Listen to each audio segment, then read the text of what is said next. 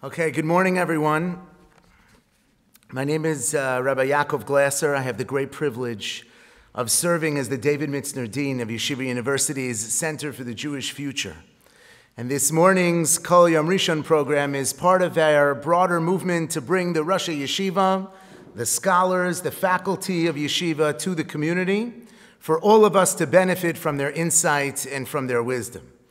The campuses of YU and Stern are alive and energized with thousands of students. We just had one of the largest Shabbosim in the history of Yeshiva University on both campuses.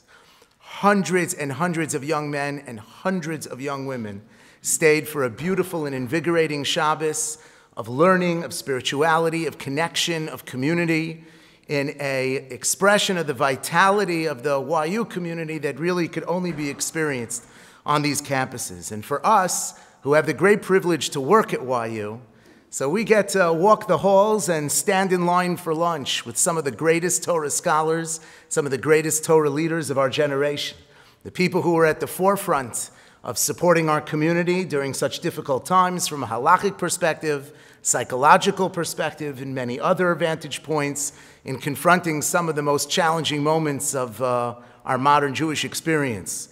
For our students, it is extraordinary because they can cultivate and nurture relationships with these individuals, with these extraordinary scholars. They become their mentors, they become their guides, and they become people who are forces of inspiration and guidance in their life. And our goal is to share the richness of this experience that our students benefit from, that we benefit from, with our broader alumni and our broader community as well. And that's why we hope you enjoy today's program and continue to partner with us in your support of Yeshiva University. I want to acknowledge the presence of Rabbi Russ Schultz, who works in our development department, who is devoted to facilitating opportunities for those who want to partner with YU to expand the impact of YU on our students and through them on the broader Jewish community for many years to come.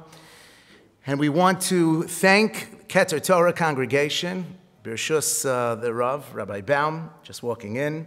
It's always a great privilege to work together with Keter Torah. Thank you to Howard Grunspecht, who is always so welcoming and accommodating for YU to host programs at the shul, and of course to Rabbi Baum, a colleague, a mentor, and a friend. Rabbi Baum for his support and his guidance and his leadership over so many years in bringing the Torah of our yeshiva, the values of our yeshiva, to the broader Jewish world. Today's program is sponsored by Sharon and Rabbi Richard Alman in memory of their beloved son, Rabbi Shmuel Eliyahu Alman, whose yortzeit is on Chaf Vav Elul. We are blessed this morning to hear from two speakers. Our first speaker is Rabbi Aryeh Lebowitz. Rabbi Lebowitz serves as the Abraham Arbisfeld Director of the Rabbi Joseph B. Soloveitchik Smicha program at REITs. In this capacity, Rabbi Lebowitz is training the next generation of rabbinic leaders in the nuanced world of Psak Halacha and how to navigate the incredible challenges of modern life through the prism of Torah. Rabbi Lebowitz serves as well as a Rav in the Five Towns, and this morning will be his 9,497th shir on YU Torah. When he walked in, I said to him, half these people have already heard you this morning. Rabbi Lebowitz, through this medium, provides shirim and halacha, in Daf Yomi, and in so many other inspiring contexts throughout the world. Rabbi Lebowitz will be speaking this morning about lessons of the Asarah Harugei Malchus. Our second speaker, when he is done, will be Professor Smadar Rosenzweig. Rabbi Lebowitz.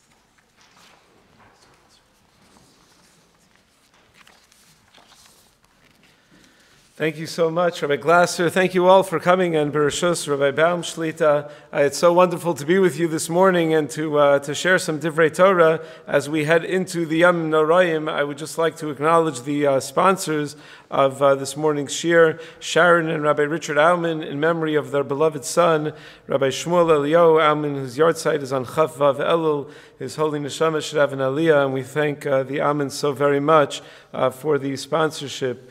This morning, I didn't realize, the truth is, when I accepted to speak in Teaneck at 9:30 in the morning, that it was the morning after the first night of Slichos. At the time, I didn't realize that.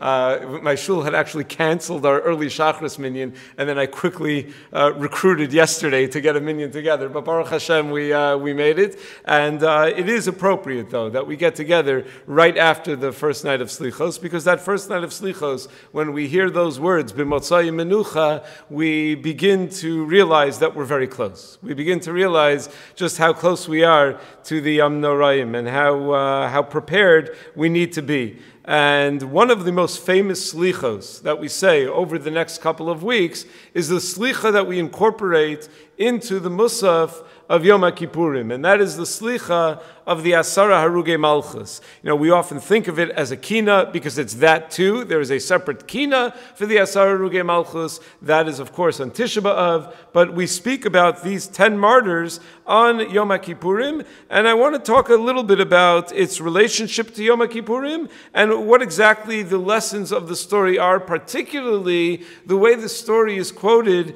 in a number of different midrashim. First of all, just as far as why it is that we discuss the Asarah Harugei Malchus at all on Yom Kippurim. What does that have to do? It makes a lot of sense. On Tisha B'Av, we discuss all Jewish tragedies. Yom Kippur is a happy day. Yom Kippur is an uplifting day. Yom Kippur is a day of kapara and tahara and kedusha. It is not a day of avelus. It breaks avelus. So how is it that we find it appropriate to discuss about Asarah Harugei Malchus on Yom Kippurim? And I figure it's an appropriate way to start when we're at a Yeshiva University program with the words of Rav Soloveitchik Zatzal. Rav Soloveitchik, in his essay in the book "The Lord is Righteous in all His Ways," writes as follows: that you have to understand a little bit about the context of the Asarah Harugei Malchus, and he tells us that the main topic of the kinos in the first half of the kinos on Tisha B'Av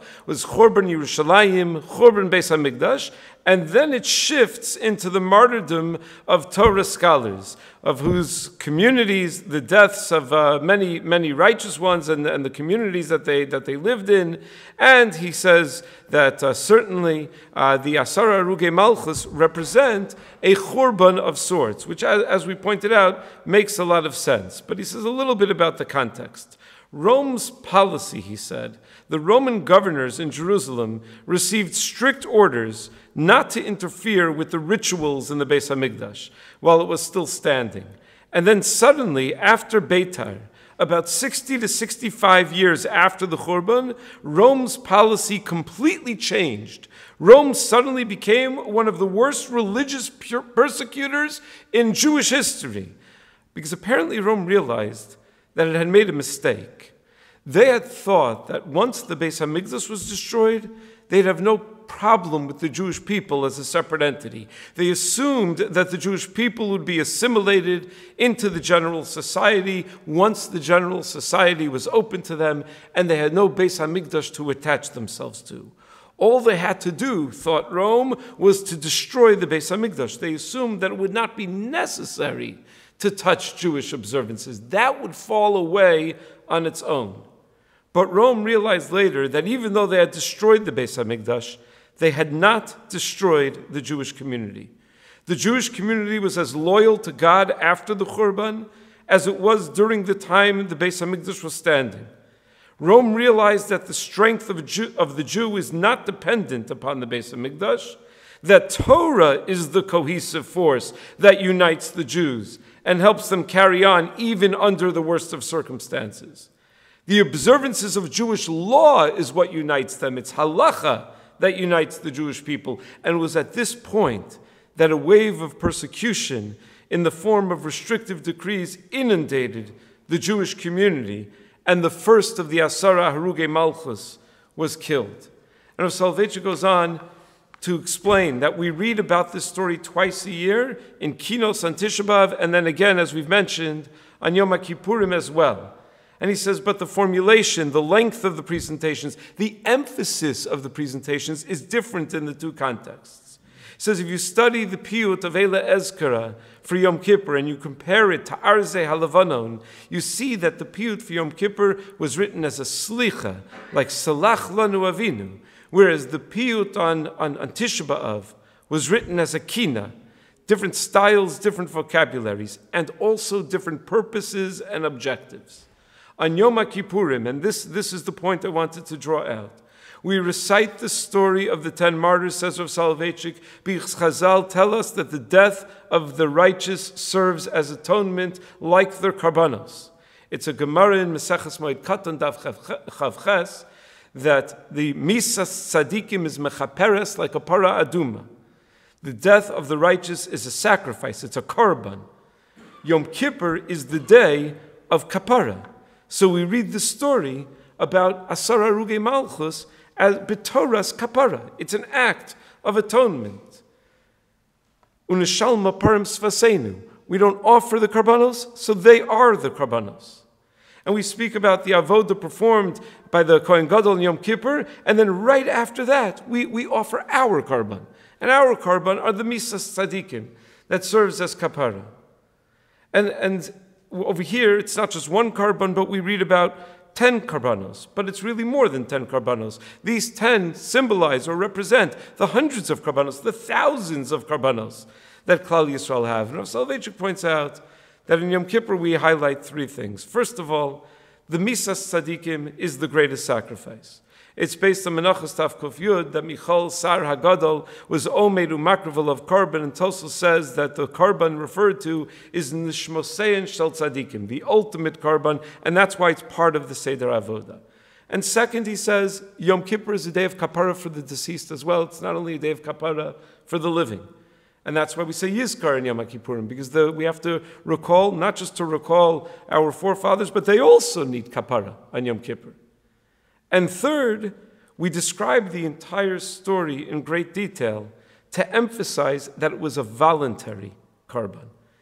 Kiblu aleichem yedidim. They accepted their fate. They had a few days, as the story is told to us, to make a decision. Should we, shouldn't we? And they chose to. They chose to give themselves up to submit to the inscrutable will of the Ribbon Shalom. So that's the context. That's what Asarah Harugei Malchus is about on Yom Kippur. But the story is recorded not only in the slicha that we read on Yom Kippur, it's recorded in a variety of midrashim as well. Let me read you one such medrash and maybe point out some flaws or problems in the story, and then maybe we'll develop a mahalech in terms of how to deal with these problems in the story. The story is recorded in Otzer Midrashim on Asarah Harugei Malchus. It tells us as follows. Achar Churban Abayis hayu Pritzei Hador misgaim. The measure starts out that after the Churban Abayis, the Pritzei Hador, the people who are, my daughter just asked me, after one of my sons made a comment to her, my daughter said, what's Pritzus? I said, it's the opposite of tznius. So the Pritzei, I don't want to know what the conversation was that preceded that, but she was not, she didn't know, she never heard it, she's 12. So, but the Pritzei Hador, the people who were the opposite of tzenuim, they were misgaim. They felt a sense of pride.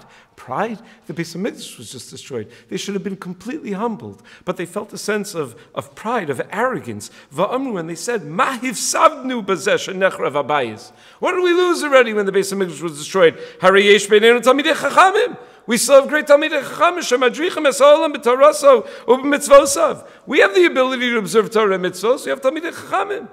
Miyad nosana Kadosh Baruch Hu b'leiv haKesar shel Romi lilmod Toras Moshe mipi chacham uzakenim. Hashem planted the idea in the mind of the Kesar to learn Toras Moshe, to learn the Torah from Chachamim and Zakenim. V'hischil b'sefer Bereishis. V'yalomed ad shehigia leve'ela mishpatim. He started with Sefer Bereishis and he learned through Parshas Mishpatim. He didn't get up to Vayikra, he would have quit. V'kiven shehigia lepasuk, v'gonei v'ishum mecharo. And once he got to the pasuk of Gonei Vishum Mecharo about kidnapping, Miad Siva Lamalos Paltero Mina'alim. He asked that they fill his palace with shoes. Go shoe shopping. Buy all the shoes that you can find. Fill the palace with shoes. V'shalach likro la'asarah chachmei Yisrael, and he called 10 chachmei Yisrael, u'balu v'anav v'oshivan b'katadro shel zav. He sat them on golden stools. Amar lehem, omak hadin yesh li lishol nichem, v'al torma li kiyim hadin v'sa'emes v'hamishpat. I have a question in din to ask you, and tell me the truth. Be honest with me what the real answer is. Don't get political with me. Don't start trying to finesse the situation as we often do when we're asked the direct question. I want you to tell me the straight answer. What does the Torah say? So Amar lo Emor, they said, okay, that's what we do. We're rabbis. Tell us what your question is.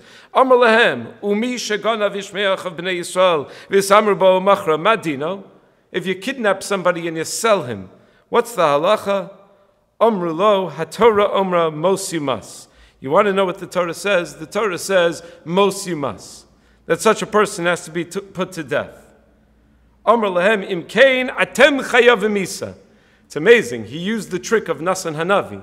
Nasan Hanavi has to give David HaMelech Musar, but he can't give. How do you give David HaMelech Musar? We all have deep inside of our souls this team of high-priced attorneys that are able to defend us with arguments that we we never would otherwise dream of until we feel threatened. So what does Nasan Hanavi do? He tells a story: a rich man, a poor man, one little sheep, and a whole bunch of flocks of sheep. And the rich man takes the poor. What do you say, David? Ben Mavesu, such a person needs to die. And of course, Nasan turns to David, Ata Ish, oh, you're that guy. Uh-oh, I just paskined on myself. And that's what the Kesar did. And of course, the story goes on. I'm not going to read the whole story inside, but he tells them, you have to represent the 10 brothers of Yosef who were involved in the Mechira. And therefore, you have to pay the price. And they take a few days. They have to ask the Ribbono Shel Olam if this is really their fate, and in fact it is their fate, and so on. A number of questions emerge from the story. First of all, it emphasizes that he filled the place with shoes.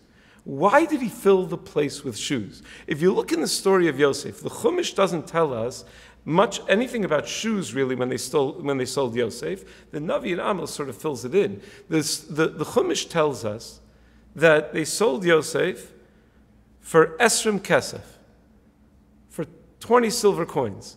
It seems like a totally unnecessary detail. You know, when talking about buying the Ma'aras HaMachpelah, so I understand why the Chumash emphasizes the cost, the price of Ma'aras HaMachpelah. Because, look, Ephron was selling this useless cave for him, and he charged so much money for it. And for Avram Avinu, he was willing to pay that amount of money, even though it was not fertile land, it was not something that Ephron had anything else to do with. And he was willing to pay that amount of money to bury Sarah. He was willing to pay that amount of money to find a proper makom kvura for Sarah. I get it. Over there, it makes sense. There's actually a beautiful vart. One of my friends once told me, it's good to keep in your back pocket if you're ever asked to speak at a Shavuot Bracha, it's like on the spot. You know, the idea of Kiddushin is derived of Kesef Kiddushin, that we could be Mekadesh and Isha the way we are with Shava Kesef, with the ring, Kicha Mistei Ephron, that we derive it from the purchase of the Ma'aras HaMachpelah. So one of my chaverim, Rabbi Yecheskel Freundlich from Montreal, once said many, many years ago, I think he's the one that I heard it from, said many years ago that the idea of Kicha Mistei Ephron, why would we learn Kiddushin from Stei Ephron? He said that if you think about the mentality of Avram Avinu and the mentality of Ephron as that deal was going on, what was going through Avram Avinu's head? He must have been thinking, I'm about to buy Ma'aras HaMachpelah. This is going to be a place for centuries and centuries, for millennia, that Jewish people are going to be able to come and daven. It's going to be a place of such intense Kedusha. It's going to be a makom kvura for the avos and imahos. Wow, and all I have to pay is 400 silver coins? That's the deal of the century. What did they buy Manhattan for? I forget. But that's going to be something they're going to talk about for years. That's an amazing deal. For what I'm offering, just 400 silver coins, I get Ma'aras HaMachpelah? And what was Ephron thinking? Ephron must have been thinking, wow, what a great deal I'm getting over here. I have this useless cave. It's totally infertile land. I can't do anything with it anyway. This guy's willing to give me 400 silver coins for it. For what I have to offer, I just got the greatest deal in the world. So when a couple gets married, each one should be thinking to themselves, wow, for what I am, for who I am, what I have to offer, I'm really marrying up. I really did well over here. I got a great deal. Kicha kicha mistei Ephraim. Okay, over there I understand. That's just an aside. If you need to speak at Hashem Brachos, I may have to speak later today at something. So that's as an aside. But kicha kicha mistei, I understand over there why it's necessary. To tell us the purchase price. The purchase price of Yosef? Like, what would have been an appropriate thing? Like, is the Chumash trying to tell us for 20 silver coins they sold Yosef, and if it would have been 100 silver coins or 1,000 silver coins, would we then say, oh, okay, well, then I get it, like if one of our children were to say, would you ever sell me? And we say, well, what are they offering? You wouldn't say, what are they offering? What are you talking about? There's no value, there's no price for Yosef. What kind of, what is the Chumash even telling us? So the Medrash highlights what the Psukim say in Amos. The Psukim tell us that, oddly, the Psukim tell us about how HaKadosh Baruch Hu could forgive several things, but there's one thing he can't forgive, and that is when we sold a tzaddik for a few pairs of shoes.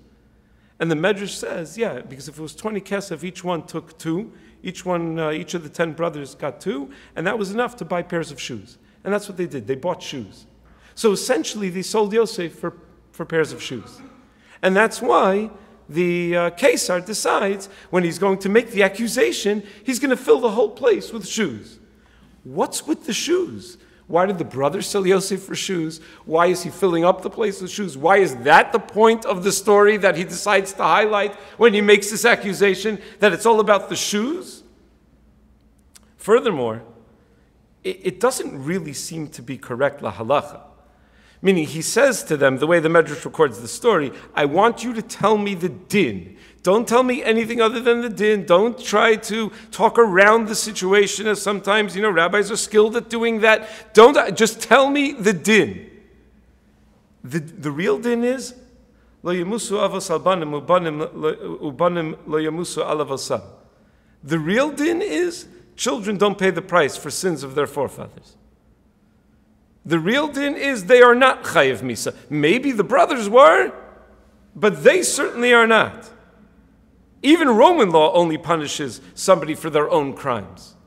So, bein bedinei Yisrael, bein bedinei umas ha'olam, it doesn't make sense that they should be killed. Furthermore, the story includes HaKadosh Baruch Hu saying at some point, if I hear another sound, I'm going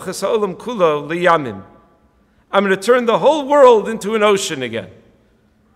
The way we read it in the Yom Kippur Machzor, that Hashem threatens to bring a mabul, to flood the entire world. One thing, HaKadosh Baruch Hu already made a promise that he's never going to do that. It's directly against the promise that HaKadosh Baruch Hu made. Furthermore, and this is probably the most fundamental problem, Rabbi Shimon Gamliel died around the year 70 CE. Rabbi Akiva was martyred following the failure of the Bar Kokhba revolt in 135 CE. And we're also unsure as to the identity, and certain scholars question the existence of Rabbi Shmuel Kohen Gadol. And it's also strange that the killing of 10 Chachamim all at once didn't warrant mention in the Gemara. Nowhere in Shas does it tell us about the Asarah Harugei Malchus all being killed together at the same time. From a historical perspective, it does not seem that this is a historical story. In fact, it's fascinating. In the Tshuvos B'nai Banim, Rabbi Henkin reports that his grandfather, Rav Yosef Eliyahu Henkin, I always feel like Rav Yosef Eliyahu Henkin doesn't get the attention he deserves. Because whenever anyone quotes Rav Yosef Eliyahu Henkin, they always say, the Gadol Adar in America before Rav Moshe. Like his only definition is that he preceded Rav Moshe. He was also a Gadol Adar. He was also from the Gedolei HaPoskim. Rav Yosef Eliyahu Henkin apparently wouldn't say Eila Ezkara because he thought of its historical inaccuracy. He shouldn't say it, which is shocking. How do you skip it? I remember last year when we were trying to figure out how to pare down the davening. What you can cut out in order to make a shorter tefillah with social distancing and masks and not having people in the same place for too long. So we were talking to Moreno of Shechter Shlita, and like some of the things he was willing to cut out, we were like, no, we cannot take out an Nisana Tokef. He's like, why not? It's just a piyut. We're like, no, we cannot take out an Nisana Tokef from the davening. Asarah Harugei Malchus, okay, that's not, it's not the avoda. You can take out Asarah Harugei Malchus. But these are things that talk to us. These are things that are that talk deep in our neshama. It's hard to imagine someone taking out. There's a sefer Shalshelis HaKabbalah that says that the story is totally inaccurate. In fact, the Chida in Shema Gedolim writes that he saw what it says in Shalshelis HaKabbalah, and he has an interesting comment. He says, "Ube'emes ein la'abir azman lahasig alav." I'm not going to waste my time criticizing it. He says that the author of the Sefer hears things that he hears from whoever he hears them, from people that tell him things. Whatever he hears and whatever he finds, he writes down. And he says that's not the way we do proper research, and therefore I don't have to even discuss it. He says, he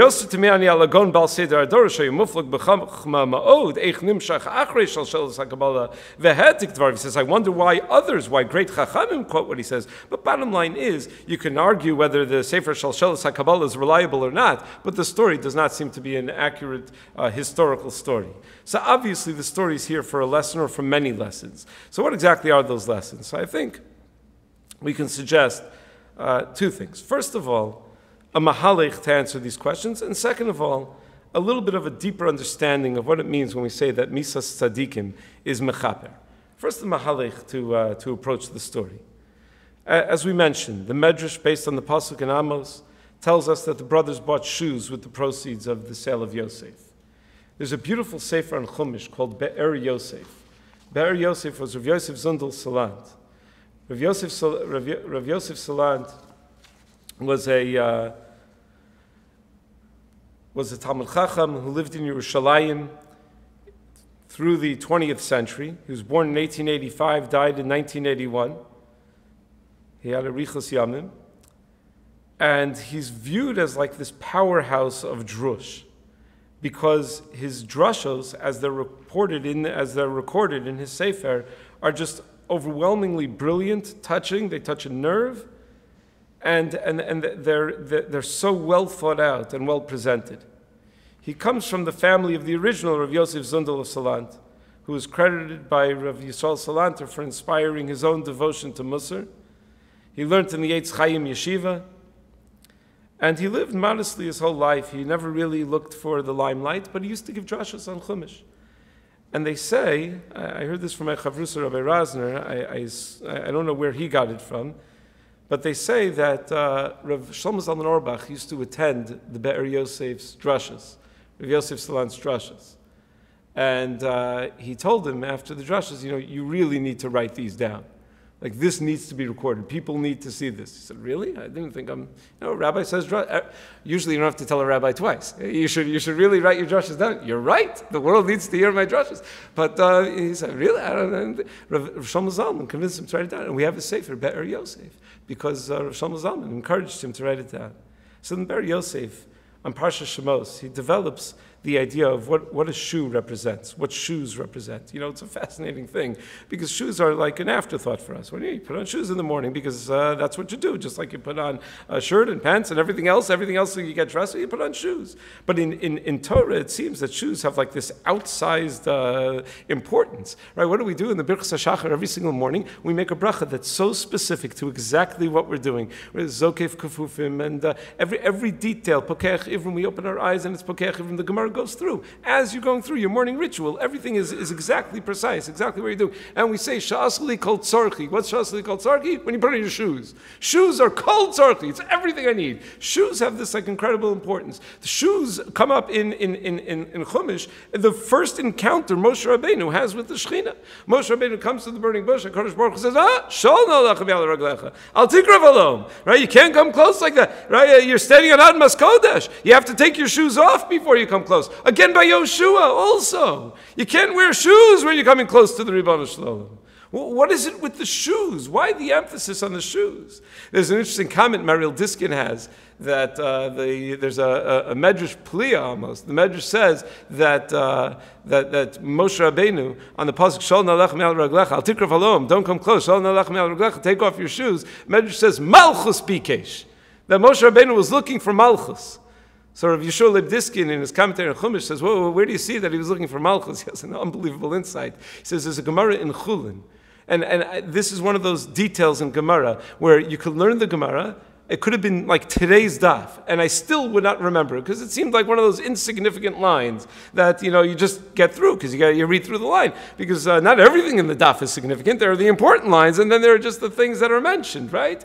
But the great Talmidei Chacham have such attention to detail. He says there's Gemara Maseches Chulin that tells us that one of the Amoraim commented that he was only able to remove his shoes while still standing up when he was 80 years old because he was treated as a child with special oils and ointments that enabled him to have a certain dexterity and strength. I don't know, he did yoga or something. So when he was 80 years old, he was able to remove his shoes standing up. But normal people are not able to remove their shoes standing up when they're 80 years old. When you're 80 years old, you have to sit down to remove your shoes. It was just yesterday in my shul, we had a bar mitzvah. It was the most beautiful sight. The grandfather of the bar mitzvah boy got an aliyah, and then someone else got an aliyah, and then the grandfather was walking away, and the father of the bar mitzvah boy got the next aliyah. And the father noticed that the grandfather's shoe was untied. And he immediately, after he was called up to his aliyah, he immediately bent down on the ground and tied his father's shoe. And then quickly ran outside to wash his hands and come back in, all in the time that the Gabbai had to say the Mishaberach. I don't even know if the Gabbai noticed. He probably did. It looked like he went a little slower on the Mishaberach. What a beautiful sight. That was the reaction. But an 80-year-old, says the Gemara, is not able to remove their shoes standing up. They need to sit down to do so. So says the Gemara, says the Medrash rather, Malchus bikesh. Because the halacha is that when you're in the presence of the Shechina, ein yeshiva ba'azara el Malchus beis David bilvad. The only person that's allowed to sit in the Asarah is the Malchus beis David. Why did Rabbi ben Nevat develop a whole separate place of avoda? Because he knew that everyone was going to see Rechavam sitting in the Asarah, and he's standing. He's not able to sit in the Asarah, and it's going to look bad. So he comes up with the idea of a golden calf, not the most original idea, but a pretty terrible one. And just so that they don't go to the same place. They're not both by the Asarah. Ein yeshiva ba'Asarah el Malchus beis David bilvad. Moshe Rabbeinu was going to take his shoes off right on the spot. HaKadosh Baruch Hu says, "No, back up. You can't take off your shoes here. Why? You're 80 years old. If you're going to take off your shoes here, it means you're going to sit." It says the Medrash, Malchus bikesh. That Moshe Rabbeinu was looking for Malchus because he was planning on taking off his shoes right then and there on the spot. And to do that, he would have had to sit down. But anyway, what is it with all of these shoes? What's the story with the shoes?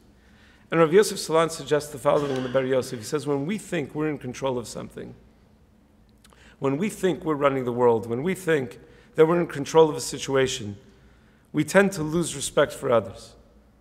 The more we realize that the Ribono Shalom is in charge, the more caring we'll be to his children. Because the more we realize that our job is not to take control, our job is to do what the one who is in control expects us to do. Shoes represent our submission to the Ribono Shalom. That's the story of Asarah Harugei Malchus. A total submission to the Ribono Shalom. How do they represent submission to the Ribono Shalom? There are 4 levels of Bria, of creation. There's a domain. The Kuzari highlights this because of the 5th level of creation of Yisrael. But there's a domain. There's that which was totally inanimate. Then there's a tzomeach. There's that which sprouts. Then there's a balchai. There's a living, beyond plant life, animals that live and breathe. And then there's a medaber, there's a human being. So shoes represent that we're using the balchai and we're developing a mastery over the balchai by using that, by using leather to be able to go from place to place. The removal of shoes represents our total submission to the Ribono Shalom. That we're not a master of anything. And that's why there's an emphasis on turning the world back to nothingness. What does it mean, turning the world back to nothingness? Hashem says, if I hear another sound, I'm going to turn the world back to nothingness. I'm going to flood out the whole world. What he means to say is that we can't understand the calculus of the Ribono Shel Olam. We can't understand exactly why things are put where they are, why HaKadosh Baruch Hu makes things happen the way he makes them happen. And in order to do that, we would have to see everything. Like the Gaonim have an expression, Ilu Yadativ Hayisiv. If I would know Hashem, I would be Hashem, because we can't understand everything. So HaKadosh Baruch Hu is not saying that he's physically going to flood the entire world. He's saying that if you want to understand why it is that I do things, then I would have to pull apart the whole world piece by piece and show you how I used every bit of fabric in the famous mashal of the Medrash, show you how, like the tailor shows how we used every bit of fabric. Now, if this past year and a half has taught us anything, it's that we are absolutely not in control. It's so amazing. People forget that, like right before COVID, scientists were celebrating that they found the God particle, which some claimed makes a God who designed the world redundant. And then Hashem decided to send something microscopic that would make the Yitush of Titus look like the Empire State Building. And it makes the world of science look like a bunch of primitive fools. The Asarah Harugei Malchus were nitfas ba'avon hador. They were punished as a result of sinas chinam, which has its ancient roots in Mechiras Yosef. They weren't punished for the sins of an earlier generation. They were punished for never correcting the sins of the earlier generation. It's not a historical account. It's the story of all of Jewish history. Tzaddikim who pay the price for our failures to love each other and to care for each other properly. Because we have our own sense of mastery, our own sense of gaiva that drives us.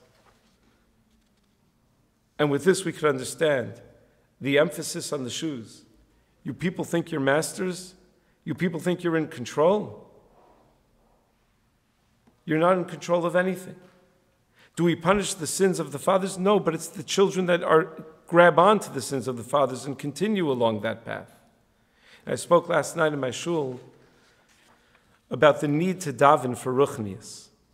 So often when we daven for very important things, for refuos and for yeshuos and for parnasa, very, very important things. But we also need to daven for ruchnius. We also need to daven for spirituality. We also need to daven for success in connecting to Hashem, in speaking to mechanchim and to rabbanim, particularly those in high schools and yeshivos in Eretz Yisrael. They're telling me that there is a crisis of ruchnius right now. Throughout the pandemic, we keep on saying that pikuach nefesh is docha kol haTorah kula, and it is, absolutely, without any doubt, except for avodah zarah gilui shvichas damim, it's docha kol haTorah kula.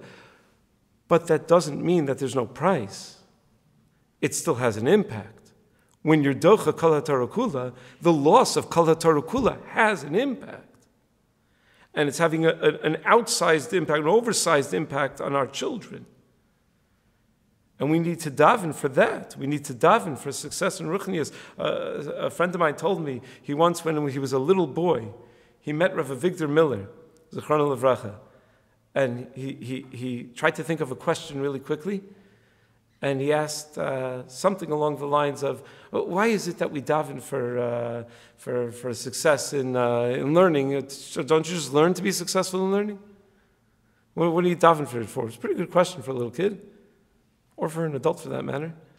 And Rav Victor Miller said to him, if you want it, you daven for it. It's a good rule in life. Anything that you want, you got to daven for. You can't just expect things to happen. We always daven. We daven for everything that we want in life. And we need to daven for a sense of ruchnius.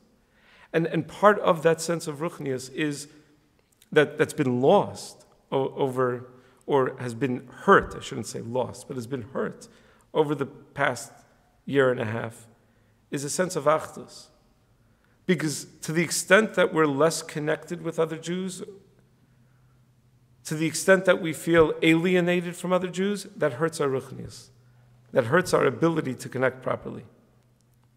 And what's the kapara that HaKadosh Baruch Hu chose? HaKadosh Baruch Hu chose misas tzadikim is mechaper. The Gemara might cut in Daf Chav Ches. Amar Rabbi Yami, lama nisvacha misas Miriam leparshas para aduma, lomar lecha ma para aduma mechaperes af misasim shel tzadikim mechaperes. Just like the para aduma is a kapara, so too the misas tzadikim is a kapara. Amar Rabbi Lazar, lama nismach misas Aaron lebigdei kuna. Why is misas Aaron juxtaposed with bigdei kuna? Ma bigdei kuna mechaper naf misason shel tzadikim mechaberes. Like bigdei kuna are mechaper, the misa of tzadikim is mechaper. So, in what way is it mechaper? It's mechaper because hachai yitin alibo. The Meiri explains on the spot. Because when tzaddikim are lost, it's a cause for introspection. It's a motivation for tefillah. And ultimately the tefillah is the mechaper.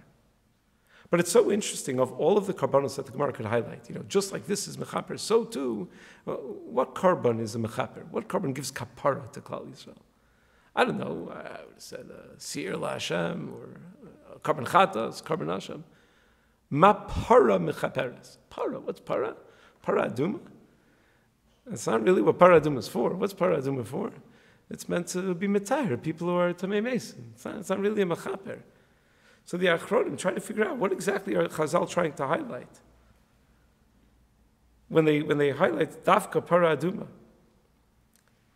So Meshchachma writes that's exactly the point. Para aduma is not only mechaper, it brings tahara.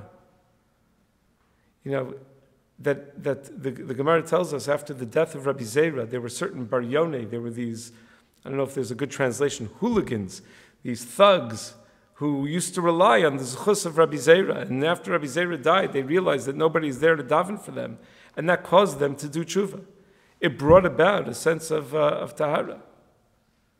And misas tzadikim, because it usually takes more than one to get us to look inward. So it's not only mechaper, it's metaher. It causes us to be metaher ourselves. Furthermore, the Torah T'mima writes that the para represents the mother, the tikkun for the egel. The egel is the baby and the para is the mother. Tosos Maseches Moed Katan points this out. When a mother dies, the children are broken and they show kavod. It's not the death that's mechaper, but it's the avelus and feeling unsettled and feeling insecure that's ultimately mechaper. Furthermore, the Iyun Yaakov writes that while most karbanos sibor are only for zecharim, only male animals, the para aduma is in a keva. And it teaches us that misas nashim tzidkanios is also mechaper. The idea that the para aduma is mechaper for us is similar to the way that misas tzadikim is mechaper.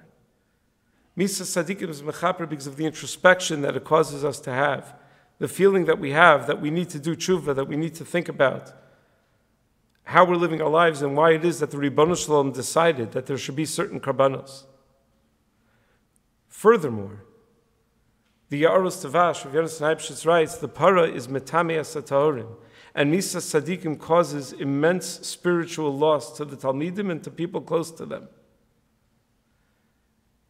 Those who never listened to tzaddikim during their lifetime, the Ksav Sofer says, get kapara from their deaths. But those who listen to them and learn from them, they'll never have the opportunity again. And for them, the hezek is yoser min hatoelas, because they take a step back in Yiras Hashem. So it turns out ironic. Misas tzaddikim is mechaper, but mechaper for whom? Mechaper for the people who didn't take advantage of the tzaddikim in their lifetimes. And now they're finally learning the lessons of those tzaddikim. And when you look at the stories of each of the Asarah, Harugei, Malchus, there are so many lessons to be derived from each one. Let me just highlight maybe two or three. Rabbi Shimon begged to be taken before Rabbi Shmuel Kohen Gadol, so he wouldn't have to witness the death of Rabbi Shmuel Kohen Gadol. When Rabbi Shimon was beheaded, Rabbi Shmuel took his head and said, Ei lashon ha'memeheres lahoros b'imrei shefer, ba'avonos echat ha'locheches es ha'afar.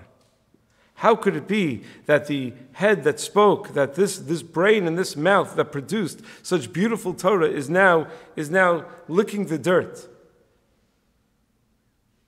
The Gemara in Masech Sanhedrin Daf Aleph tells us that Shmuel HaKatan predicted before he died that Shimon v'Yishmael yehargu b'cherev v'chavroi l'ktala v'sharam l'biza.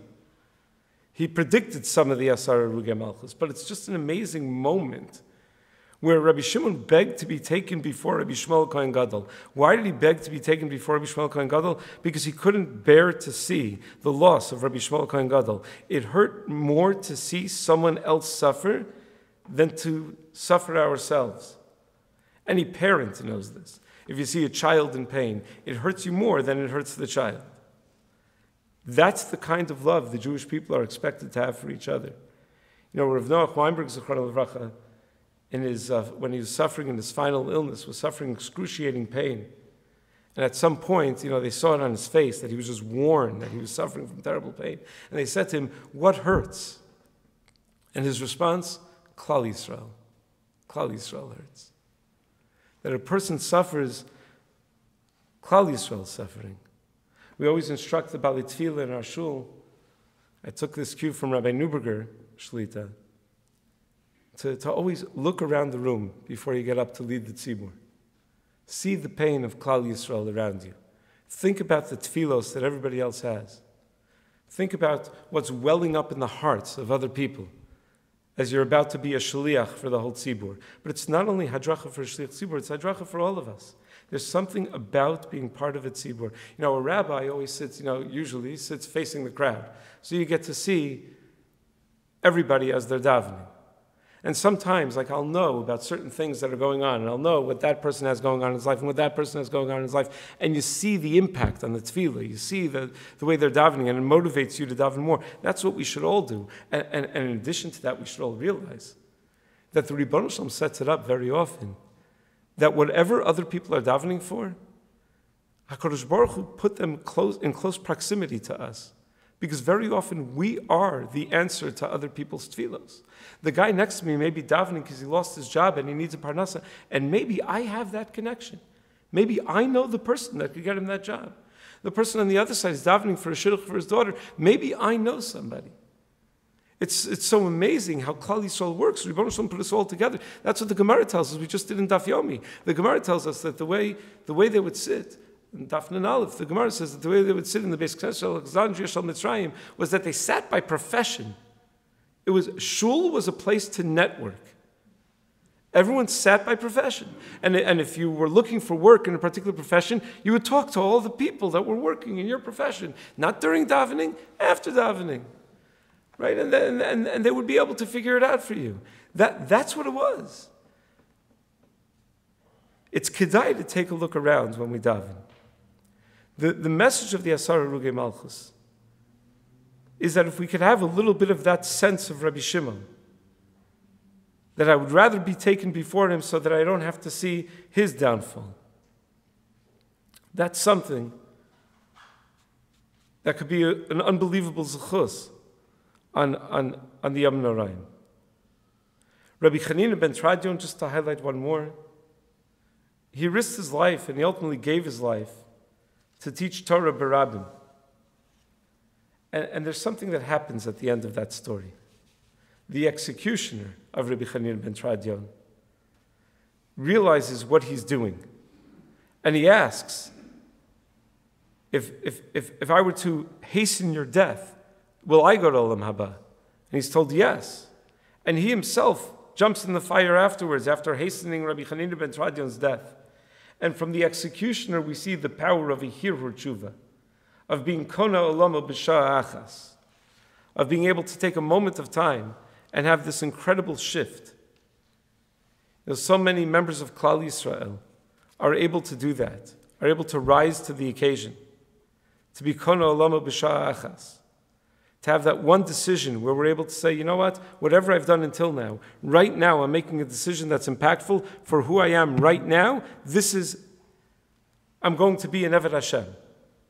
There's a story I read in a newspaper a while ago, or online, no such thing as newspapers anymore, but there was a story of this fellow.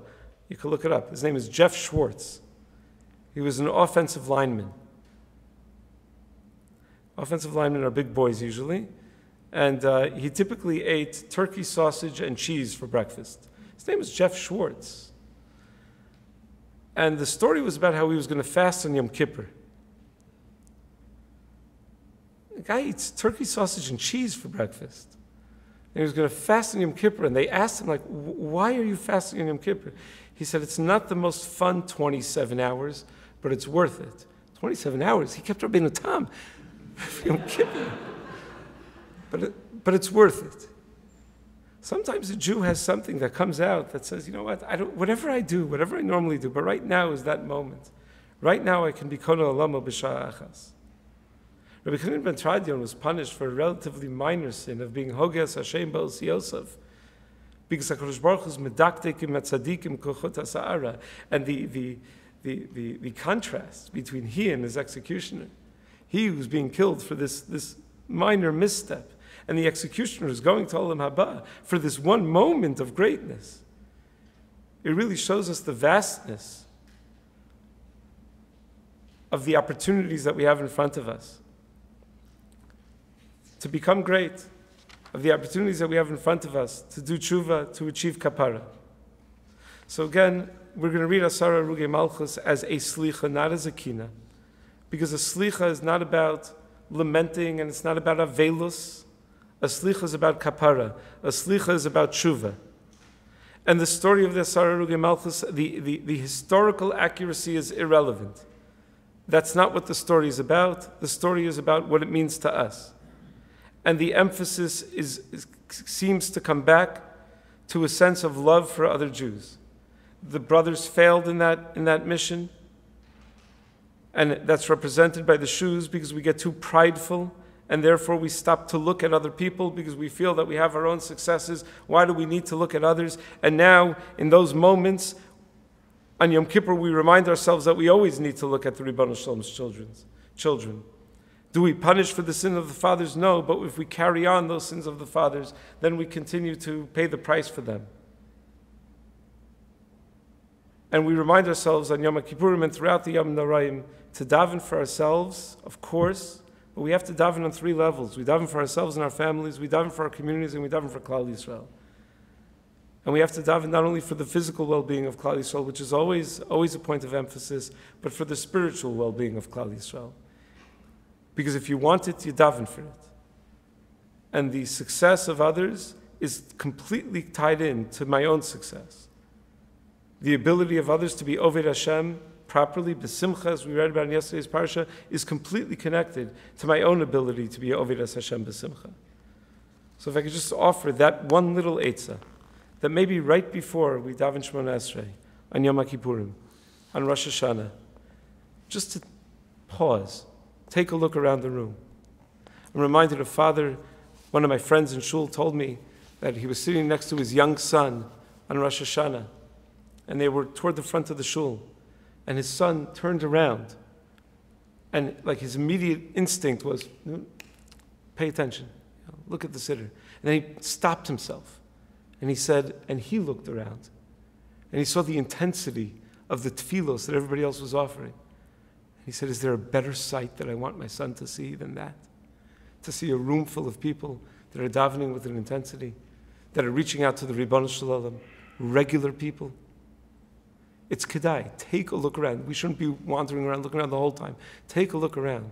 Think of all of the collective tefillos that people are offering, and offer a tefillah on their behalf for the people who are lonely, for the people who are ill, for the people who are looking for the Ribbon Shalom and unable to find him, and particularly for the young people who are looking for the Ribbon Shalom and looking for their way in life and are somewhat confused in our generation, and particularly over these past couple of years where it's so much harder for them to find it, because we're going to find that when our tefillos aren't just our tefillos, when our tefillos are Klal Yisrael's tefillos, when our tefillos are the tefillos of the Asarah Harugei Malchus, when our tefillos carry that message that we have the weight of Klal Yisrael on our shoulders, such a tefillah, HaKadosh Baruch Hu, is always going to be mekabel. The Chiddushei HaRim writes, and with this I promise I'll really close, the Chiddushei HaRim writes that Hakol bidei Shemayim chutz mi'er Shemayim might mean, I heard from Rav Yisrael Reisman, Hakol bidei Shemayim doesn't, chutz mi'er Shemayim might mean that Hakol, everything else that you daven for, that's bidei Shemayim. It's up to HaKadosh Baruch Hu if he's going to give it to you or not. He may yes, he may not. If you can ask for Parnasa, you may get it, you may not. You can ask for Refuah, you may get it, you may not. Chutz mi'er Shemayim, when you daven for Yer Shemayim, when you daven for Ruchnias, Hashem's heart is wide open.